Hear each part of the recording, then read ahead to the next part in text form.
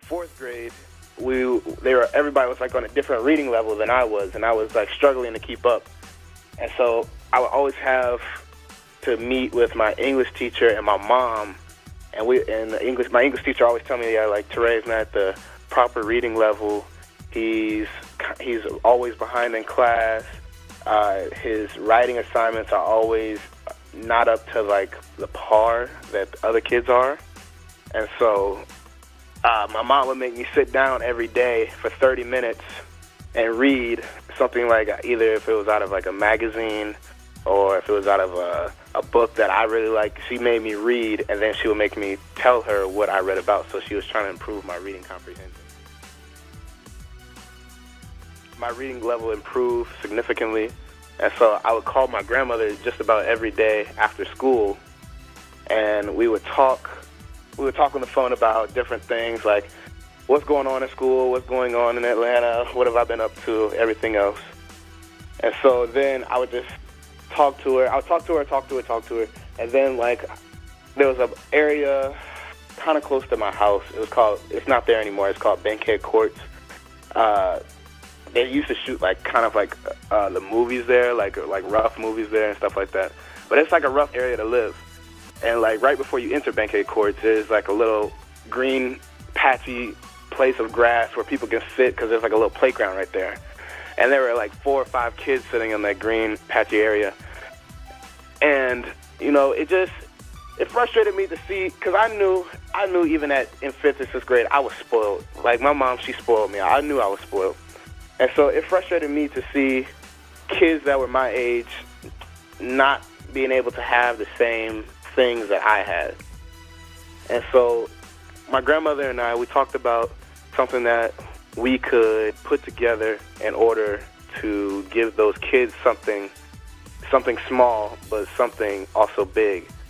And so we came up with the idea of giving books as a way, to help them.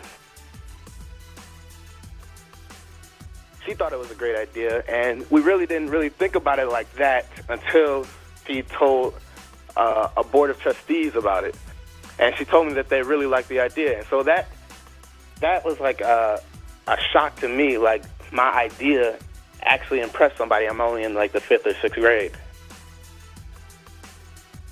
And when I was in 8th grade, we were having our first meeting with the mayor of Toledo, and it was just breaking out of the ground. And I was just meeting all of the new ambassadors of Books for Buddies, and everybody's kind of looking around like, well, yeah, this might be good for 1 year.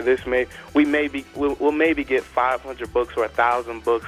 We'll maybe do that. But now that I'm a junior, 4 years later, it's like, wow, actually, like we are doing so well. Like it's crazy to think about. Like something that happened when I was in 5th or 6th grade, and then it builds up to I'm in 8th grade. We have our first meeting. And now that I'm a junior, we're getting funding, and we're getting sponsors, and we're getting everything else. It's crazy to think about that. If you have an idea, it can take you on a long journey. We need mentors to show these other boys that reading it doesn't have to be cool, but it's necessary. It's very important for boys to read and to have a great sense of reading comprehension, because once you get to the age that I am, getting ready for college, getting ready for SATs, I think reading will, take boys, specifically boys, further in life than a ball ever will. I hope that Books for Buddies can make it to one day can make it to a national level where it's a highly recognized organization. I hope that I can take it, I can show people that it came from a small town of Ohio where I'm from, and one day it can make it all the way out to Los Angeles and to New York and to Atlanta and to Chicago. I hope it can make it that far. And one day maybe it can become an international organization. And so the times where I was mad at my mom for not letting me go outside and hang out with my friends and shoot basketball and make me sit inside while she's cooking dinner and I have to wait for the timer to go off of the oven and tell her what I read about, and then she would tell me to write it down.